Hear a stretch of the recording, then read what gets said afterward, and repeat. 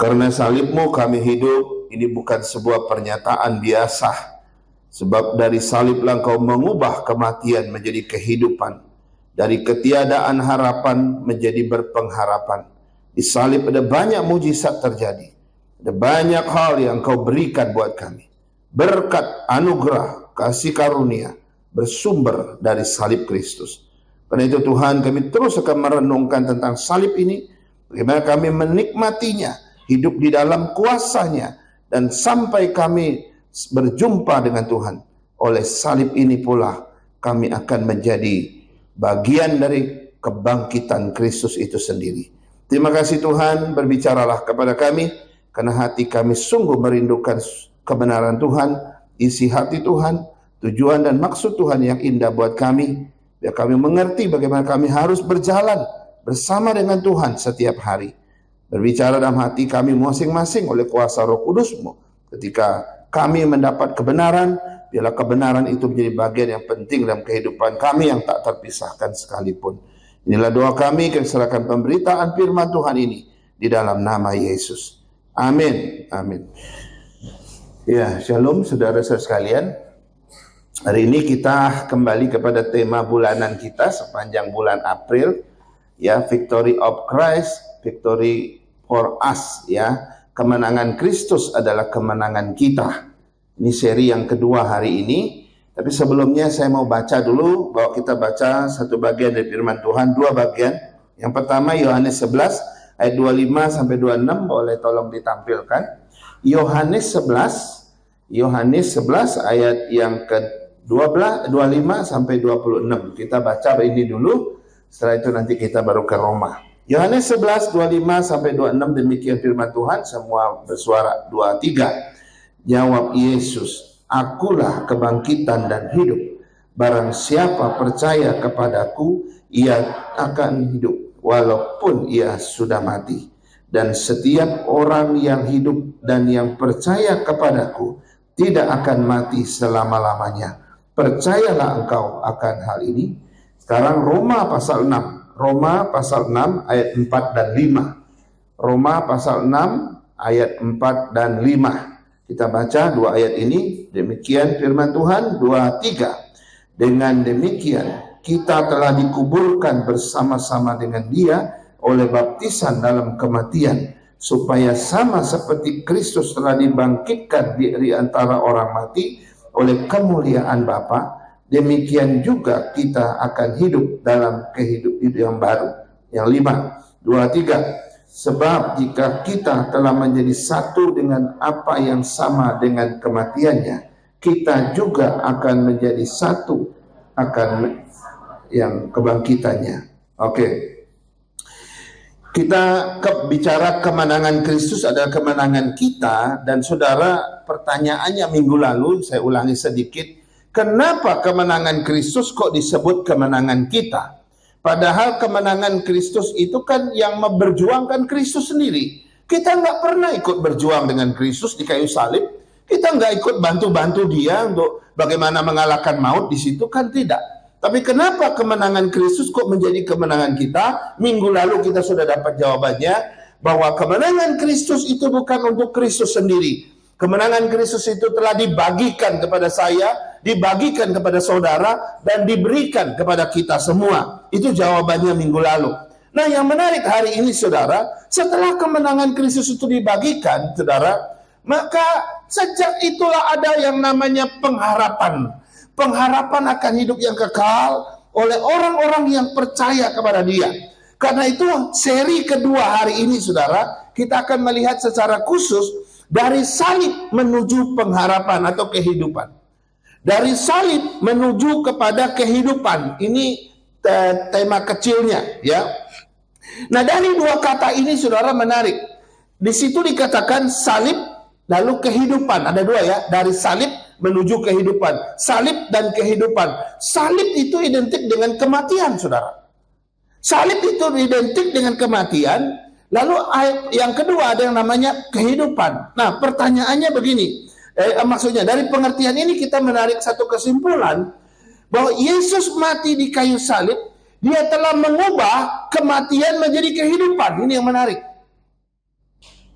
Waktu dia mati di kayu salib dan bangkit dari salib kematian itu, dia mengubah kematian menjadi kehidupan, dia mengubah kebinasaan kekal menjadi kehidupan kekal, dan dia mengubah neraka menjadi surga bagi kita. Itu yang terjadi di salib. Bayangkan saudara, kalau Yesus tidak pernah mati dan bangkit, maka kematian akan tetap kematian, kebinasaan akan tetap kebinasaan bagi kita, neraka akan tetap menjadi neraka buat kita. Tidak ada yang berubah. Kau tidak akan pernah menemukan yang namanya pengharapan kehidupan yang baru di dalam Tuhan kalau Yesus tidak mati dan bangkit, saudara. Nah, sebelum Yesus mati dan bangkit dari kematiannya, ada satu realitas kehidupan yang tidak terelakkan yang dihadapi oleh manusia, yaitu yang namanya maut atau kematian. Ini berulang saya sampaikan ya, bahwa setiap manusia tanpa kecuali kita semua akan berhadapan dengan yang namanya kematian. Dunia melihat kematian itu seperti titik akhir, seperti final, sesuatu yang final, sesuatu yang udah selesai, sesuatu yang gelap, sesuatu yang tanpa harapan. Itu pengertian menurut manusia pada umumnya. Tetapi ketika Yesus datang, dia mati dan bangkit. Dia tidak hanya bicara tentang hidup, dia tidak hanya bicara tentang hidup, tapi dia mendefinisikan ulang yang namanya kematian bagi manusia. Dia mendefinisikan ulang, saudara. Karena itu di depan kubur Lazarus, Yesus berkata begini, "Akulah kebangkitan dan hidup. Barang siapa percaya kepadaku, ia akan hidup walaupun ia sudah mati." Setelah itu dia panggil, "Lazarus, Lazarus." Lazarus jalan keluar, saudara. Jadi dia bukan hanya bicara soal hidup, tapi dia mendefinisikan kembali kematian itu sehingga menjadi sebuah kematian dalam versi yang baru bagi orang percaya. Makanya sejak itu, saudara, ini bukan sekedar penghiburan, tapi ini sebuah deklarasi yang mengguncang realitas manusia. Bahwa dulu kita takut dengan maut, dulu kita takut dengan yang namanya kematian, karena itu ada sesuatu yang dianggap final, sesuatu yang dianggap selesai, sesuatu yang paling gelap tanpa pengharapan. Sekarang kematian tidak lagi demikian. Bahwa setelah kematian ternyata masih ada harapan akan kehidupan yang kekal. Dan kemungkinan harapan itu, saudara, hanya ada di dalam Kristus yang mati dan bangkit dari kematian itu. Nah, makna salib menuju kepada kehidupan ini ada satu paradoks, saudara ya. Paradoks itu sesuatu yang nampaknya bertentangan, tapi sebetulnya saling melengkapi. Itu namanya paradoks. Kalau kontradiksi itu beda, dua hal yang memang benar-benar bertentangan, itu kontradiksi. Kalau paradoks itu nampaknya begitu ya. Nah, sesuatu yang nampaknya disebut kekalahan total gitu ya, tetapi justru menjadi kemenangan kekal, itu salib, saudara. Orang melihat salib, ini namanya kekalahan total, ini namanya kebinasaan total. Sehingga orang bilang, ayo lepaskan dirimu dari salib. Ayo, kamu kan bisa buat mujizat. Datangkan siapakah untuk lepaskan kamu, malaikat atau apa? Orang melihat itu kekalahan, tapi Yesus sabar sampai mati, saudara. Hari ketiga baru ada kemenangan. Paradoks kan?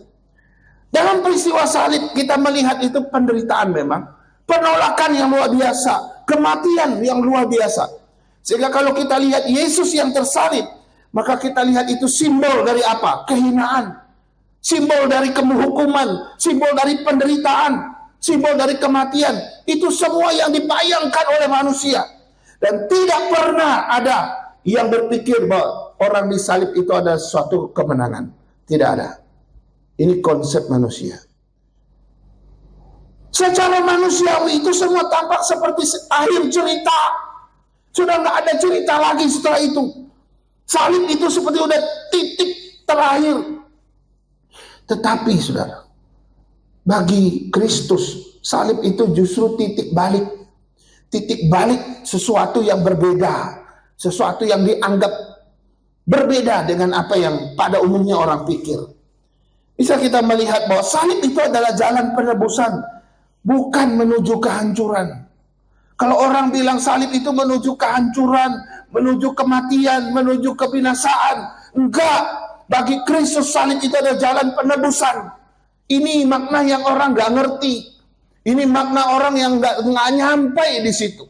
Makna yang orang nggak bisa tangkap secara kasat mata. Mereka melihat salib itu simbol kehancuran, tapi bagi Kristus itu penebusan. Bukan sekadar alat kematian, tetapi salib itu adalah untuk menebus saya dan saudara. Melalui kematiannya, dosa manusia ditanggung dan hubungan manusia dipulihkan. Saudara coba lihat, penebusan secara total terjadi. Dosaku ditanggung, hubunganku dipulihkan. Itu yang terjadi. Orang nggak melihat itu. Kematian di salib sekali lagi bukan akhir, tetapi jembatan menuju kepada kehidupan yang baru. Kemudian kita juga melihat misalnya dengan kematian, bahwa kematian bukan akhir tetapi pintu, kata beberapa teolog, pintu menuju kepada kekekalan. Ini perspektif manusia ya, pikiran manusia, pandangan manusia. Kematian itu seperti yang tadi itu final begitu ya. Tetapi dalam Kristus kematian itu masih sebuah pintu untuk menuju kepada kehidupan. Dan mohon maaf, kehidupan yang dibicarakan setelah pintu kematian itu adalah kehidupan yang berbeda dengan kehidupan yang kita alami sekarang. Umur kita di dunia ini mungkin 70 tahun. Paling lama mungkin 80 tahun. Kalau ada yang lebih dari itu, aduh, kebanggaannya sudah sakit penyakit. Ya kan? Ya jangan-jangan kita juga nggak nyampe 60 kali, begitu ya. Tapi hidup setelah kematian yang Kristus janjikan itu kekal selama-lamanya, saudara. Jadi hidup yang sebenarnya yang nanti. Hidup ini ada sebuah latihan saja, sebuah persiapan saja yang menuju kepada pintu itu. Dan Tuhan sudah bikin pintunya buat kita, supaya nanti dari sini kita masuk pintu itu dan sampai kepada kekekalan yang dimana Tuhan memberikannya untuk kita. Jadi di sini Yesus membalikkan pandangan manusia, saudara, pandangan dunia pada umumnya. Mereka bilang yang mati kok justru hidup ya, ya kan? Yang kalah justru menang, yang dianggap kalah justru menang, yang dianggap mati justru hidup, yang dianggap hancur justru dipulihkan, ya kan? Yang menderita justru bersuka cita. Ini sesuatu yang dibalikkan oleh peristiwa salib itu, saudara. Begitu juga misalnya kita melihat kubur yang kosong. Saya sempat nyinggung ini minggu lalu ya. Kubur kosong itu adalah bukti kemenangan. Ya. Tidak hanya bukti kemenangan, tapi juga bukti pengharapan. Dan inti dari semua peristiwa salib, saudara, adalah kebangkitan Kristus. Makanya Paulus bilang, kalau Kristus nggak bangkit, betapa malangnya kita. Betapa sialnya kita. Kita udah percaya Yesus dari kecil sampai besar. Kita udah ikut dia dengan segala komitmen yang kita buat. Tetapi, saudara, ternyata Yesus nggak bangkit. Celaka nggak kita? Sia-sialah iman kita. Tapi yang menarik, saudara, kubur kosong bukan sekedar keajaiban, bukan sekedar mujizat, tetapi sebuah deklarasi bahwa dosa telah dikalahkan, maut sudah tidak berkuasa lagi, harapan itu ada dan nyata pada kita, dan kehidupan kekal sudah tersedia. Itu artinya kubur kosong. Saudara, waktu saya selesaikan S2, ada satu mahasiswa yang juga menulis tesis. Dia tulisnya itu rahasia di balik kubur kosong. Wah, ini ngeri juga ini. Temanya begitu, tesisnya begitu. Rahasia di balik kubur kosong gitu ya. Ya apa ya rahasianya gitu ya. Itu luar biasa ya. Jadi kubur kosong seolah-olah mau berkata begini. Kubur kosong ya, kalau dia mau ngomong itu seolah-olah dia bilang begini. Cerita belum selesai, tetapi cerita baru saja dimulai. Kalau kubur kosong itu mau ngomong tuh bisa kayak gitu. Cerita belum berakhir, tapi cerita baru saja dimulai. Karena itu apa yang nampak seperti akhir di dalam tangan manusia, justru menjadi awal yang mulia di tangan Tuhan. Ini yang menarik. Saudara, ada satu kisah nyata di Amerika, di daerah Tennessee kalau nggak salah. seorang ibu tua yang sudah janda. Ia memiliki satu-satunya anak lelaki, saudara. Dan anaknya itu satu-satunya harapan dia di hari tua. Tetapi anaknya ini tiba-tiba kena sakit yang komplikasi. Lalu dia mengalami tidak sadar di rumah sakit. Dokter dan timnya sudah berusaha berminggu-minggu untuk menyadarkan dia, nggak ada hasilnya. Justru kondisinya makin memburuk, saudara. Sampai suatu hari di tengah-tengah usaha dokter dan timnya berusaha menyelamatkan dia, tiba-tiba layar di monitor itu membentuk satu garis datar. Kita tahu semua garis datar itu. Tidak ada lagi titik-titik gini garis datar. Artinya tanda kematian sudah tiba. Dokter dan timnya sudah tidak bisa berbuat apa-apa lagi. Satu persatu mereka keluar dari ruangan itu, lalu mereka memberitahukan kepada ibunya yang menunggu di depan. Dan mereka memberi kesempatan terakhir bagi ibu ini untuk melihat anaknya dalam kondisi yang sudah garis datar itu. Saudara, waktu ibu ini masuk, dia seorang yang sangat beriman pada Tuhan. Waktu dia masuk, dia mulai dengan doa. Sambil menangis dia berkata, Tuhan, jangan ambil anak saya. Tuhan, saya masih membutuhkan dia. Oh Roh Kudus, aku butuh Engkau saat ini. Kembalikan anakku kepadaku. Please Tuhan, please. Kembalikan anakku. Saudara, dalam beberapa menit dia berdoa. Tiba-tiba layar di monitor yang tadinya datar mulai bergerak, saudara. Mulai bergerak. Lalu waktu tim dokter lihat itu, mereka kaget. Dan akhirnya mereka masuk kembali, mereka bekerja lagi. Akhirnya mereka mulai menyadarkan anak itu. Dan anak itu sadar. Sehingga disebut ini suatu mujizat yang luar biasa. Saudara, dari kisah ini saya mau sampaikan. Apa yang tidak mungkin dilakukan manusia, mungkin dilakukan oleh Tuhan. Bahkan, ini yang menarik. Bahkan ketika tubuh kita berhenti, ya kan? Hidup kita tidak berhenti. Ketika tubuh ini berhenti, tapi hidup kita tidak berhenti. Bagi mereka yang berada di dalam Kristus.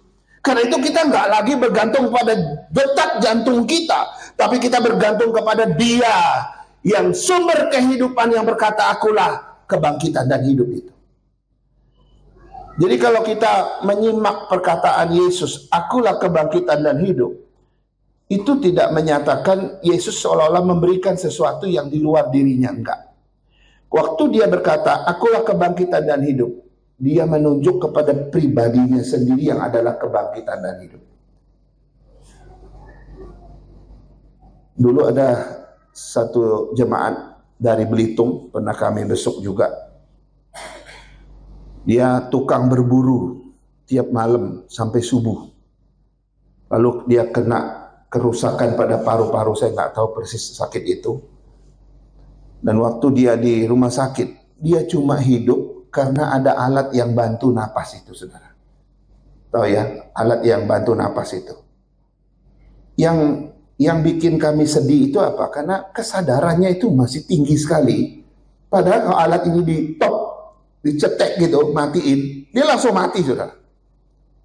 Biasanya orang kalau kritis kayak gitu, dia udah nggak sadar gitu kan, enak gitu, nggak terlalu sedih gitu. Dia masih mau duduk, mau ngobrol sama kita. Pada alat ini kalau cetek aja, dia udah nggak bisa lagi napas, saudara. Wah, problem bagi keluarganya. Mau teruskan, biaya besar. Mau dicetek, orangnya masih sadar bisa ngomong sama kita, sama mereka. Susah. Sekali lagi, saudara. Mujizat bisa terjadi di luar segala sesuatu. Kita tidak bergantung pada detak jantung. Kita juga tidak bergantung pada detak alat-alat tertentu yang begitu hebat itu. Tapi kita bergantung kepada Dia yang adalah kebangkitan dan hidup. Sebab Dialah yang punya hidup itu. Dia berikan atau tidak berikan dalam kedaulatannya pada kita.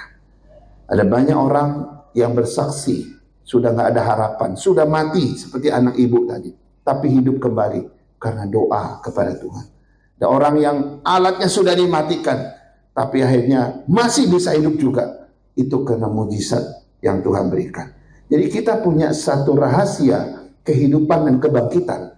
Itu bukan alat yang ada di dokter atau di rumah sakit. Bukan tergantung pada penyakit kita. Semua tergantung pada kehidupan yang Tuhan karuniakan pada kita. Itu yang menarik, saudara. Makanya Yesus bilang, akulah kebangkitan dan hidup. Barang siapa percaya kepadaku, ia akan hidup walaupun ia sudah mati. Dan Lazarus yang tadinya sudah mati 3 hari, hidup beneran, saudara. Hidup beneran. Lalu apa implikasinya buat kita? Sekarang kan Yesus mengubah kematian menjadi kehidupan. Kalau begitu apa implikasinya? Implikasinya, saudara, saya menemukan beberapa hal. Pertama, setiap salib dalam hidup kita itu, saudara, misalnya penderitaanmu itu juga bisa jadi salib, gitu kan? Kegagalanmu bisa jadi salib bagimu. Ya, orang menjahati engkau karena imanmu itu juga bisa karena salib. Pelayananmu yang begitu berat itu juga karena salib. Kehilangan sesuatu itu juga bisa jadi salib bagi kita. Nah, itu bisa menjadi jalan pertumbuhan kita, saudara. Itu bisa menjadi jalan untuk kita mengalami Tuhan justru. Ini implikasi pertama. Yang kedua, tidak ada situasi dalam tanda kutip mati dalam hidup kita yang tidak bisa dihidupkan oleh Tuhan. Ayo, apamu yang mati saat ini? Ada banyak kesaksian orang yang berbisnis, yang tadi punya harta kekayaan 7 miliar, akhirnya punya utang 2 miliar. Kalau enggak punya Tuhan, mereka udah stres. Mereka udah kayak orang bisa kehilangan akal sehat mereka. Tapi pelan-pelan kan mereka datang terus mencari Tuhan. Pelan-pelan Tuhan pulihkan mereka. Pelan-pelan Tuhan pulihkan mereka. Dan justru itu jadi jalan pertobatan bagi mereka. Tidak ada dalam satu situasi yang mati dalam diri yang Tuhan tidak bisa pulihkan. Tuhan bisa. Ya, Tuhan bisa mengerjakan itu bagi kita, asalkan kita sudah sesuai dengan kehendak Dia. Yang berikutnya, harapan kita tidak lagi bergantung pada keadaan. Kalau Yesus adalah mengubah kematian menjadi harapan, maka harapan kita nggak lagi bergantung pada keadaan dan situasi kita, tapi bergantung kepada kuasa kebangkitan Kristus itu. Kalau kita bergantung pada kondisi kita, situasi kita, kita gampang sekali kecewa. Karena situasi hidup kita nggak selalu indah, nggak selalu enak. Tapi harapan kita sekarang bergantung pada kuasa kebangkitan Kristus. Selain itu, kita juga melihat bahwa ada pesan yang kuat dari salib Kristus buat kita.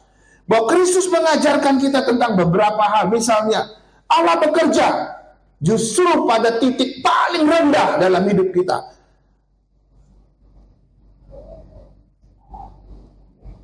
Saudara, pada waktu kita berada di atas, kita lagi banyak hal, ya nggak ada kekurangan begitu ya. Kadang-kadang kita nggak melihat tangan Tuhan yang bekerja. Justru pada saat kita terpuruk, jatuh sampai di titik nol atau bahkan minus gitu ya. Justru pada saat itu kita sering melihat tangan Tuhan yang tidak kelihatan itu bekerja bagi kita. Karena di sini Allah bekerja justru di titik terendah kita. Sama seperti Kristus di titik terendah Dia, justru lahir kasih karunia yang luar biasa. Yang kedua, kegelapan tidak pernah lagi menjadi kata akhir bagi kita. Putus asa dan sebagainya itu tidak lagi menjadi kata akhir. Sebab selalu ada pengharapan. Dan dalam Tuhan selalu ada yang namanya hari ketiga. Saudara, pengertiannya apa? Bagi Tuhan selalu ada hari yang ketiga, yaitu hari kebangkitan, hari penuh pengharapan. Kita boleh terpuruk hari ini, kita boleh kehilangan banyak harta kita hari ini, kita boleh gagal hari ini, silakan. Tapi selalu ada hari ketiga Tuhan buat kita. Contoh misalnya, sebuah benih itu baru bisa hidup kalau dia mati dulu. Benih tidak bakal hidup kalau dia tidak jatuh ke tanah dulu dan mati dulu. Nggak mungkin dia bertumbuh. Pohon yang hidup itu dan berbuah itu, dia mesti matikan dirinya dulu. Dia mesti jatuh dulu. Ya kan? Nah begitu juga dengan kematian. Kita mesti mengalami yang namanya kematian dulu. Itu bukan akhir, tapi setelah itu ada proses menuju hidup yang lebih besar. Dalam pengalaman kita, prinsip begini bisa terjadi. Kadang Tuhan izin kita terjatuh dulu, masuk ke dalam lubang yang begitu dalam. Tapi di sana nanti benih hidup, benih iman kita justru jadi pulih. benih iman kita itu menjadi bangkit kembali. Saudara, ini semua karya Kristus di kayu salib yang bisa mengubah kematian menjadi pengharapan. Pertanyaan selanjutnya adalah, bagaimana salib bisa mengubah kematian menjadi kehidupan buat kita? Bagaimanakah salib itu mengubah kematian menjadi kehidupan bagi kita? Saudara, ada satu yang harus kita pahami. Bahwa salib tidak menghilangkan kematian secara langsung. Salib tidak menghilangkan kematian secara langsung. Tapi salib mengubah. Nah, ini lagi ya. Kalau mengubah dengan menghilangkan dua hal berbeda. Kalau saya menghilangkan, misalnya saya hilangkan mic saya gitu ya, saya hilangkan, saya sembunyikan, itu lain cerita. Tapi kalau saya ubah, itu lain cerita lagi. Ya, di salib Yesus tidak menghilangkan kematian. Kematian masih ada sebagai akibat dosa. Karena itu kita siap-siap suatu saat ya kita akan mati juga secara fisik. Tuhan tidak tidak menghilangkan kematian, tapi Dia mengubahnya, mengubah maknanya, dan mengubah kuasa dari kematian itu, dan juga akhir dari kematian itu Dia ubah. Kuasa kematian Dia ubah, makna kematian Dia ubah, akhir daripada kematian Dia ubah. Loh, kalau begitu maknanya apa? Kalau orang bilang mati itu adalah kehancuran, kebinasaan kekal, bagi Tuhan enggak. Sekarang itu bukan kematian yang begitu. Lalu kuasanya, kalau kematian itu dengan penuh kuasa bisa mengambil hidup kita. Sekarang tidak. Tuhan punya kuasa lebih besar. Dan akhir daripada kematian, kalau itu dianggap sebagai finalitas sesuatu yang tidak ada arti sama sekali, bagi Tuhan enggak. Itu justru pintu menuju kehidupan yang kekal. Kalau itu dulunya musuh kita gitu ya, sekarang itu sudah tidak lagi musuh kita yang menakutkan. Nah, ada beberapa hal yang salib ubahkan, saudara. Ada beberapa hal yang salib ubahkan buat kita. Pertama, salib itu menyelesaikan permasalahan dari kematian, yaitu dosa. Saudara, coba saya mau gambarkan ya. Ini akarnya itu, kalau kita lihat pohon ya, ini akar, nanti ada buah gitu ya. Akarnya ini adalah dosa, nanti buahnya itu adalah kematian. Itu yang disebut dengan upah dosa adalah maut ya oleh Roma. Akar itu adalah dosa, buahnya itu kematian. Yang Yesus ubah adalah selesaikan, bereskan adalah akarnya, yaitu dosa itu. Buahnya tetap, tapi akarnya ini yang diubah oleh Tuhan gitu ya. Akarnya ini sudah dibereskan. Kalau sudah dibereskan, maka buahnya akan kehilangan kuasa utamanya. Walaupun masih ada kematian, tapi dia sudah kehilangan kuasa utamanya. Kuasa utamanya apa? Akarnya. Akarnya ini sudah dibereskan oleh Tuhan di kayu salib. Jadi kematian nggak lagi menakutkan. Kenapa? Karena salib sudah mengubahnya. Saudara bayangkan, kematian itu berubah fungsi, saudara. Berubah fungsinya itu dari vonis menjadi jalan pulang. Tahu ya maksudnya ya? Kematian itu kan vonis kan? Karena kamu berdosa, kamu mati, itu vonis. Dari vonis menjadi jalan pulang. Maksudnya jalan pulang menuju kehidupan di surga. Pengharapan. Itu yang diubah Tuhan. Diubah salib Kristus. Yang kedua yang diubah salib Kristus adalah salib mengubah posisi kita. Dulu kita orang terhukum kan. Kita adalah orang yang terdakwa begitu kan. Di bawah hukuman, ancaman hukuman, tapi kemudian dibenarkan. Tanpa salib kematian akan menjadi hukuman yang tak terelakkan. Tapi karena salib, engkau dielakkan, engkau dibebaskan, engkau dibuat transisi, gitu ya. Jadi salib bukan lagi hukuman, tetapi satu transisi. Ya dari orang terhukum, sekarang menjadi orang bebas, orang dibenarkan. Itu namanya jadi transisi. Saudara bayangkan ini status kita luar biasa sudah diubah oleh salib. Yang berikut, salib juga mengubah atau membuka jalan menuju kehidupan melalui kebangkitan Dia. Jadi waktu Dia bangkit, itu kita udah tahu bahwa memang tidak ada lain, yaitu kehidupan. Kematian dan kebangkitan itu saudara, itu satu paket memang. Waktu Yesus mati, Dia juga harus bangkit.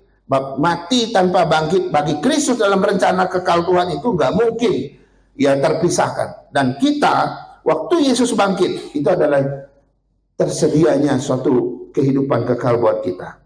Jadi jalannya adalah jalan salib, ya, tidak ada jalan lain untuk menuju kepada kehidupan itu. Yang berikut yang diubah salib adalah dia mengubah pengalaman kematian menjadi eksistensial kita. Wah, ini agak sulit ya, saya mau jelaskan baik-baik. Ya, sebelum Yesus mati dan bangkit, saudara, kematian itu seperti sesuatu yang mengerikan, gitu ya, mengerikan, menakutkan. Tapi setelah Yesus bangkit itu tidak lagi menakutkan. Ini yang disebut dengan banyak orang satu penghiburan. Sehingga waktu mereka mati dengan damai. Pernah lihat orang mati? Saat-saat orang mati, mereka mati dengan damai. Mereka menghadapi kematian itu dengan damai, tidak ada ketakutan. Dulu ada satu oma-oma, ya, dia kena sakit mata, glukosa yang sangat tinggi. Dia akhirnya buta. Wah, waktu saya lihat dia udah tidak bisa lihat wajahku lagi, tidak seperti sebelumnya. Tapi dia selalu bilang, "Contoh, saya selalu doa sama Tuhan. Saya ingin ketemu Tuhan segera. Jangan biarkan aku lama dalam kondisi nggak bisa melihat. Aku ingin melihat Tuhan." Ini persis kayak pengalaman cerita tentang Fanny Crosby, ya. Waktu dia masih usia balita, dia sakit, ada masalah di matanya. Lalu waktu cari dokter mata nggak ada. Tapi di kota mereka ada satu dokter yang juga ngaku dokter mata. Lalu mereka pergi ke situ. Waktu diobati sama dia, justru membuat matanya buta. Waktu dia matanya buta, dalam perkembangan kehidupan Fanny Crosby, justru dia bukannya kecewa dengan kebutaannya. Justru Tuhan berkarya luar biasa. Ada ribuan lagu-lagu him yang dia bikin hanya karena mendengar dan menulis. Padahal dia tidak bisa membaca. Nah, yang dimaksud dengan di sini adalah banyak orang yang menghadapi kematian itu dengan damai. Fanny Crosby bilang, kalau seandainya Tuhan izinkan menjawab doa kamu satu saja, apa yang akan kamu minta? Apakah kamu akan minta matamu dibukakan? Fanny Crosby bilang, enggak. Kalau Tuhan memang mau jawab doaku, aku hanya mau minta satu hal. Biarlah nanti waktu aku mati, aku ketemu Tuhan. Begitu aku buka mata, orang pertama yang aku lihat adalah wajah Yesus. Wah, ini pernyataan iman yang loncatnya luar biasa. Sama seperti oma itu. Saya ingin lihat Tuhan. Saya doa supaya Tuhan segera ambil saya. Kenapa ada orang begitu damai menghadapi kematian? Kenapa? Karena Tuhan sudah menggariskan dari kematian dia, saudara. Mengubah pengalaman kematian manusia orang percaya itu menjadi sesuatu yang menyenangkan. Sesuatu yang gak menakutkan lagi. Jadi mereka tahu kok, yang menunggu di seberang sana itu siapa? Yaitu adalah juru selamat mereka. Jadi ada satu kerinduan untuk ketemu dengan dia. Dan mereka tidak lagi ketakutan seperti takut setan gitu, saudara, ya. Kemudian kita melihat, salib juga akhirnya mempersatukan kita dengan Tuhan. Ini sesuatu yang diubah di salib, saudara. Salib itu mengubah kematian menjadi kehidupan. Tidak hanya itu, dia juga mempersatukan kita dengan Kristus. Dulu kita seterunya Tuhan, kita ini musuhnya Tuhan, kita pemberontak terhadap Tuhan. Sekarang menjadi sahabat, sekarang menjadi anak-anak Allah. Dan menarik, saudara, setelah salib mengubah kehidupan kita, ya, dari kematian menjadi kehidupan dalam hidup kita, maka kehidupan yang seperti apa sih yang kita dapatkan, yang kita terima dari salib itu? Kan dikatakan tadi, salib mengubah kematian menjadi kehidupan. Lalu kita lihat dia mengubah beberapa hal. Lalu kehidupan yang seperti apa yang kita terima dari salib yang mengubah kematian menjadi pengharapan itu? Kehidupan seperti apa yang kita terima dari salib yang mengubah itu? Saudara, yang pertama, kehidupan yang dipulihkan dalam hubungan dengan Tuhan. Ini yang pertama yang kita terima. Kalau tidak ada salib, saudara, nggak ada jalan kita punya hubungan dengan Tuhan. Nggak ada celah satupun untuk kita bisa punya relasi dengan Tuhan. Nggak akan pernah. Kau akan tetap di dalam kegelapan. Kau akan tetap jauh dari hadapan Tuhan. Dan kau akan menghadapi namanya pengadilan Tuhan. Tapi karena salib, dia berikan kehidupan yang dipulihkan dengan hubungan dengan Tuhan. Yang kedua, karena salib, kehidupan yang kita terima adalah kehidupan yang memiliki natur yang baru. Dulu kita hidup dalam hidup yang lama, natur yang lama, kehidupan yang lama, penuh dosa. Sekarang kita diciptakan baru, kata Alkitab. Kita hidup dalam kelahiran yang baru. Kita lahir dalam roh yang baru. Kita tidak lagi hidup dalam kehidupan yang lama. Ini hidup yang diberikan oleh salib.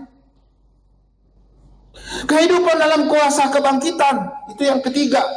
Hidup yang menang atas segala dosa, penderitaan, pencobaan. Kita selalu diberikan kemenangan. Bahkan kuasa iblis dan setan. Dalam Alkitab, tidak ada Alkitab pernah sarankan kalau berhadapan dengan kuasa iblis dan setan, larilah. Nggak ada itu. Malah dibilang apa? Lawan dia. Maka iblis akan lari daripadamu. Itu kata Alkitab. Kenapa Alkitab firman Tuhan setelah kebangkitan Kristus, dia menyuruh kita justru melawan iblis.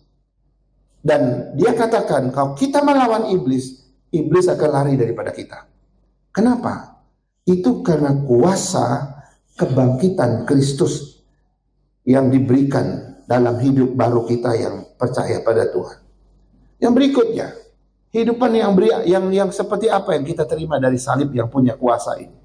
Itu kehidupan yang kudus, kehidupan yang serupa dengan Kristus.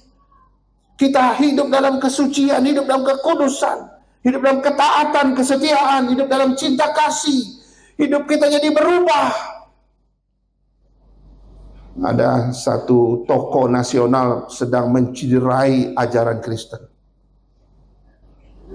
Bahwa agama Muslim dan agama Kristen itu sama-sama mengajarkan tentang syahid. Kita bunuh orang, kita dibunuh, sama-sama syahid. Wah, ngerti? Di dalam kekristenan tidak ada. Kita hanya ada yang namanya mati syahid. Maksudnya kita hanya diberi kesempatan untuk jadi peluang kita satu-satunya apa? Untuk jadi korban saja kok. Orang mau matiin kita, orang mau siksa kita, hanya itu. Dan itu namanya mati syahid, jadi korban. Tapi tidak ada ajaran kamu demi dakwah, demi karena perkembangan agamamu bunuhlah orang, itu nggak ada itu. Sehingga ada dua kelompok masyarakat, ada yang mau melaporkan, ada yang bilang udahlah kita maafkan. Karena Tuhan pun mengajar kita musuh harus maafkan, harus dikasihi. Serba salah ya. Ada yang mau balas, tapi ada juga yang bilang jangan. Saudara, di dalam kekristenan, kehidupan yang diberikan oleh salib itu adalah pengampunan. Salah satunya pengampunan. Yang berikut, kehidupan yang memiliki komunitas dalam tubuh Kristus. Kita melayani bersama, mengasihi bersama, saling membangun iman bersama. Ada hal-hal yang sepertinya dibikin bersama oleh Tuhan. Karena di dalam Kristus kita adalah saudara. Dan ini dikatakan oleh firman Tuhan adalah kehidupan yang diberikan oleh salib kepada kita. Yang berikut, kehidupan yang bertujuan, kehidupan yang bermakna. Itu adalah kehidupan yang juga diberikan oleh kuasa salib kepada mereka yang percaya. Firman Tuhan bilang kau harus menjadi garam, kau harus menjadi terang, kau harus menjadi berkat, kau harus menjadi saksi, dan kau harus berdampak bagi banyak orang. Semua ini, saudara, sebuah karya yang lahir dari peristiwa salib, yang diubah oleh Tuhan, sehingga kehidupan seperti ini dikaruniakan buat kita. Dulu di luar Kristus kita nggak bisa seperti itu. Boro-boro mau jadi garam, mau jadi terang.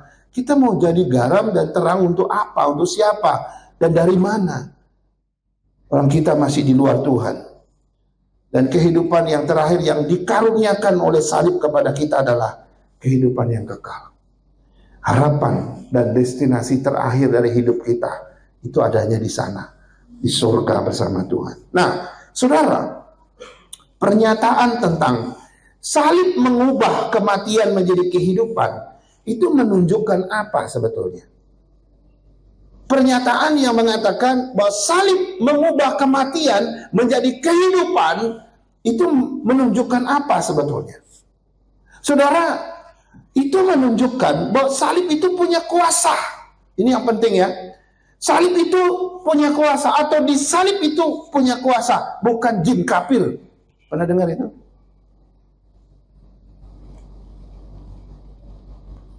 Kan ada yang bilang di salib itu ada jin kafir. Mungkin juga pengertian mereka ya. Jangan-jangan mereka lihat salib Kristus ini kok punya kuasa luar biasa ya. Ya, mereka lihat film-film lagi ya. Ada orang bawa salib ketemu setan, setannya hilang gitu kan. Ini film-film juga ikut membuat salib seperti punya kuasa, tapi bukan kuasa itu yang kita maksudkan kan. Akhirnya apa? Orang lihat salib, tiba-tiba langsung murtad. Yang tadi dulunya Muslim jadi Kristen gitu kan. Akhirnya mereka bilang, nah di salib tuh ada jin kafir gitu.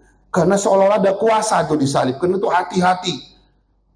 Lihat tuh ambulan, kalau ada tanda begini, tanda salib dipilok aja. Takut ada jin kafirnya. Bukan itu saudara. Di salib itu ada kuasa, itu benar. Tapi bukan jin kafir seperti yang Abdul Somad bilang. Yang dimaksud di sini adalah kuasa salib adalah serangkaian karya Tuhan. Ya, serangkaian karya Tuhan yang terjadi di salib, yang mengubah status kita, mengubah hati kita, dan mengubah arah hidup kita. Itu kuasa salib yang dimaksudkan. Karena itu pertanyaannya adalah, kuasa apa saja yang ada di salib itu? Sekali lagi bukan untuk cari jinnya nih. Kuasa apa saja yang ada di salib itu? Yang pertama, kuasa pengampunan. Sederhana kan? Saudara pikir mengampuni itu mudah, gampang? Gak mudah saudara.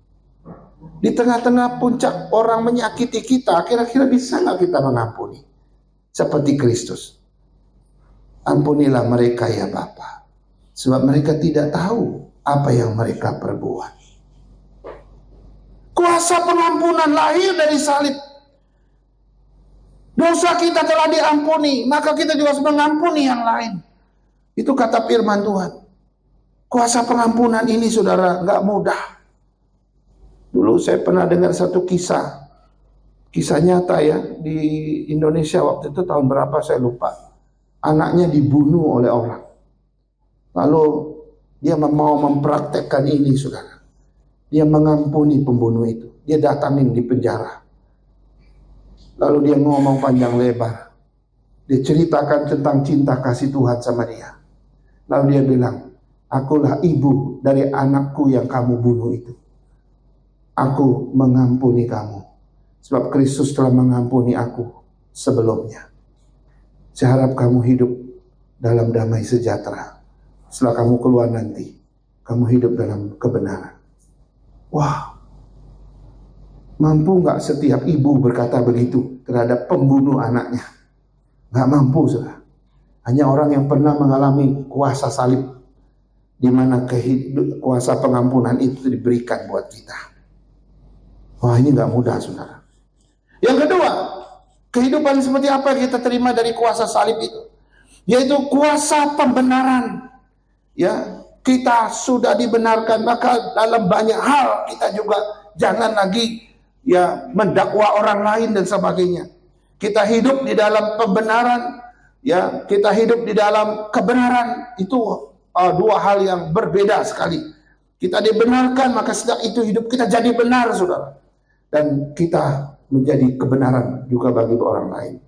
Kuasa kebebasan dari dosa. Kita akhirnya punya kuasa untuk berkata tidak, no kepada dosa. Dan memang Alkitab mengatakan, siapa yang lahir dari Allah, dia tidak lagi berbuat dosa.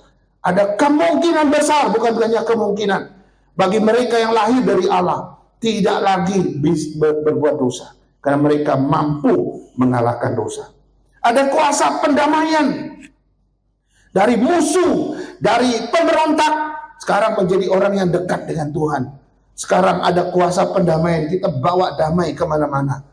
Kalau pernah mendengar siapa itu yang dari seorang Romo dari Asisi, itu doanya yang sangat terkenal di seluruh dunia, doa perdamaian, di mana ada kegelapan, biarlah aku bawa terang di situ. Di mana terjadi kekacauan, biarlah aku bawa kedamaian di situ. Satu doa yang terus diingat di seluruh dunia. Dan hanya mereka yang mengalami kuasa salib inilah, kuasa pendamaian itu bisa ada. Kuasa hidup baru. Kita sekarang hidup dalam level yang baru, dalam keinginan yang baru. Arah hidup yang baru, kita nggak lagi dalam hidup yang lama kita. Kuasa kemenangan atas maut ini tidak usah diceritakan, karena memang kita akhirnya ya hanya maut aja, terus setelah itu kita hidup kekal kok. Kuasa dalam penderitaan dan pencobaan, kita akan menjadi orang yang tahan uji, bertekun dalam segala tindasan, penindasan dan sebagainya. Kita tidak mudah dihancurkan karena ada kuasa ya dalam penderitaan itu. Kuasa dalam pelayanan, setelah melayani Tuhan menyertai, setelah melayani Tuhan teguhkan, setelah melayani Tuhan hadirkan orang-orang yang diberkati di situ. Kuasa kemenangan rohani, setelah menang dalam segala pergumulanmu, apapun itu, saudara hidup di dalam kemenangan itu. Dan kuasa iblis dan setan sekalipun tidak bisa. Yang terakhir ini menarik, kuasa untuk mengasihi, kuasa untuk mencintai dengan benar. Semalam kami di Pemuda belajar tentang satu tema khusus untuk anak muda, true love dengan emotional attraction. Apa bedanya cinta sejati dengan cinta cuma perasaan? Cinta sejati ini adalah true love. Inilah yang diajarkan oleh Kristus. True love itu berasal dari kasih Allah. Dia berpusat pada Tuhan, tapi dia mau berkorban. Kalau yang ini perasaan itu jauh berbeda. Dia cuma menuntut kenyamanan pada dirinya. Tapi kalau ini rela berkorban, itu beda sekali. Ya, emotional attraction itu, kita terjebak di situ. Kita pikir itu cinta kasih yang benar, enggak. Bahkan itu bisa menipu kita, bahkan bisa mengorbankan kebenaran.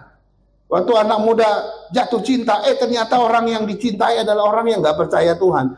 Tapi karena perasaannya waktu itu lagi deg-degan, lagi menggebu-gebu, maka itu seperti nggak dilihat, ya, mengorbankan kebenaran. Padahal secara logika itu udah nggak benar punya, tapi tetap aja jalan. Itu emotional attraction, cinta karena cuma perasaan, bukan cinta yang benar, cinta yang sejati. Jadi kuasa salib itu mencakup semua ini, saudara. Mengampuni, membenarkan, membebaskan, mendamaikan, mengubah kita, memberi hidup yang baru, mengalahkan maut, memberi kekuatan, membentuk karakter, mengarahkan hidup, mengasihi, melayani, dan memberi kemenangan untuk setiap orang yang percaya padanya. Seorang teolog berkata begini, salib itu bukan hanya simbol penderitaan, tetapi salib itu pusat kuasa Allah yang mengubah orang berdosa menjadi orang yang baru, yang hidup bagi kemuliaannya. Jadi salib itu pusat kuasa Allah, saudara. Tadi saya katakan, dia mengubah kematian menjadi kehidupan. Lalu dia berikan kehidupan untuk kita, dari kuasa salib itu. Sehingga teolog ini bilang, salib itu adalah pusat kuasa Allah. Dan kita bersyukur, ada banyak yang kita terima dari salib itu, saudara. Saudara, hari ini firman Tuhan memberitahu kita, cara kita mengalami hidup di dalam kuasa salib itu. Pertama, kita harus datang kepada Tuhan. Mungkin saudara pikir, aduh ini seperti mendengar kembali waktu ingat pertobatan dulu. Betul. Untuk mengalami kuasa salib yang bisa mengubah kematian menjadi pengharapan, pertama datang dulu sama Tuhan. Percaya sama Dia, beriman sama Dia. Tanpa iman, salib hanya menjadi cerita buat saudara. Tetapi dengan iman, salib menjadi kehidupan buat saudara. Yang kedua, bertobat, tinggalkan manusia lama kita. Tanpa ini kita nggak mungkin juga mengalami hidup, ya, kemenangan, nggak mungkin kalau kita nggak bertobat. Yang ketiga, bersatu dengan Kristus. Tadi dikatakan di dalam bacaan kita, kalau kita bersatu dengan Kristus, kita mati bersama Dia, kita juga nanti akan bangkit bersama Dia. Yang berikut, hiduplah dalam penyangkalan diri dan pikul salib. Saudara, saat kita kehilangan hidup kita, menurut Alkitab, justru kita menemukannya, mendapatkannya kembali. Saat kita mati, nanti justru kita akan hidup bagi Allah. Ini menarik. Ini cara kita mengalami kuasa salib yang bisa mengubah kematian menjadi kehidupan. Yang kelima, hidup dalam kuasa Roh Kudus setiap hari. Tanpa Roh Kudus, salib hanya menjadi sebuah tuntutan saja. Terus dituntut tanpa Roh Kudus. Tapi dengan Roh Kudus, salib akan menjadi kuasa dalam kehidupanmu. Ini beda, saudara. Yang berikut, yang keenam, teruslah tinggal di dalam Kristus. Bukan pengalaman sekali saja tinggal, enggak. Tapi terus menerus kita dituntut untuk tinggal bersama Kristus. Ini adalah cara kita mengalami yang namanya kuasa salib yang mengubah kematian kepada kehidupan. Yang ketujuh, izinkanlah Tuhan bekerja melalui proses apapun, termasuk penderitaan kita, saudara. Izinkan Tuhan bekerja. Seringkali salib itu dalam bentuk kegagalan kita, penolakan, kesulitan, penderitaan, pencobaan, tantangan. Tetapi di tangan Tuhan itu bukan kehancuran bagimu. Di tangan Tuhan itu justru proses pembentukanmu menjadi orang yang lebih kuat dan lebih hebat lagi. Saudara, menarik ya. Kita libatkan Roh Kudus setiap hari dalam itu. Akuilah Tuhan dalam setiap tingkah laku kita. Ya. Kemarin di dalam pelajaran anak muda saya juga bilang, salah satu prinsip untuk berpacaran itu, mencari pasangan itu adalah libatkan Tuhan dari awal, bukan setelah terluka. Itu kalimat itu menarik. Ada anak muda, dia memilih jatuh cinta dulu, sudah terluka baru mau libatkan Tuhan. Tuhan tolong gitu ya, baru cari Tuhan gitu. Harusnya dari awal, cari Tuhan dulu, libatkan Tuhan dari awal dulu, baru jatuh cinta. Jangan tunggu jatuh cinta dulu, terluka dulu baru cari Tuhan. Itu terbalik. Dalam prinsip, dalam bulan-bulan ini mereka terus belajar soal relasi, karena ada banyak yang sudah dewasa dan mereka tidak salah di dalam memilih pasangan dalam hidup mereka. Saudara, ada beberapa pendapat teolog tentang kuasa salib yang mengubah kematian menjadi kehidupan. Pertama, Irenaeus juga seorang bapak gereja ya. Kuasa salib itu membalik arah sejarah manusia dari kematian menuju kehidupan. Itu kuasa salib. Agustinus bilang begini, kuasa salib itu mengubah hati manusia yang mati menjadi hidup kembali bagi Tuhan. Hati manusia kita yang udah mati itu menjadi hidup kembali. John Stott, kuasa salib itu terjadi pertukaran ilahi katanya. Kematian kita ditanggung olehnya, hidupnya diberikan untuk kita. Terjadi pertukaran ilahi itu maksudnya gini. Kematian yang harusnya kita yang mati ditanggung oleh Yesus.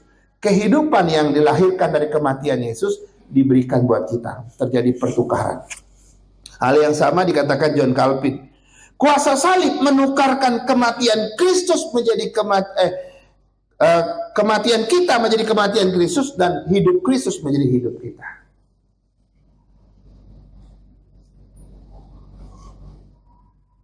Setiap kali kita merayakan Jumat Agung, Paskah, jangan lihat itu sebagai sebuah momen tradisi.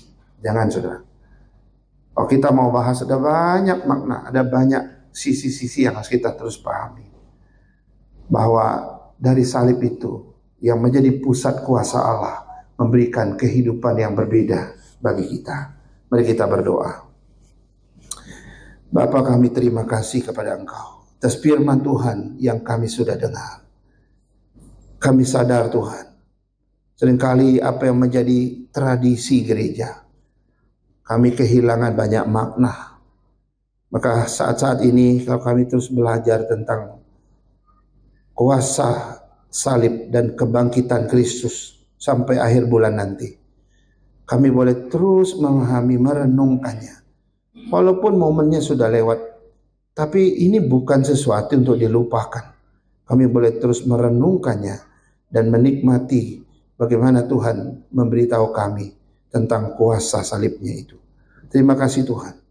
Teguhkan iman kami, bangkitkan semangat kami terus hidup di dalam kemenangan, di dalam kuasa salib yang mengubah kematian menjadi kehidupan. Sehingga kami tampil sebagai orang Kristen yang berbeda, orang Kristen yang berani, orang Kristen yang berdampak, dan juga orang Kristen yang menjadi berkat. Terima kasih Tuhan. Dalam nama Yesus kami berdoa. Amin.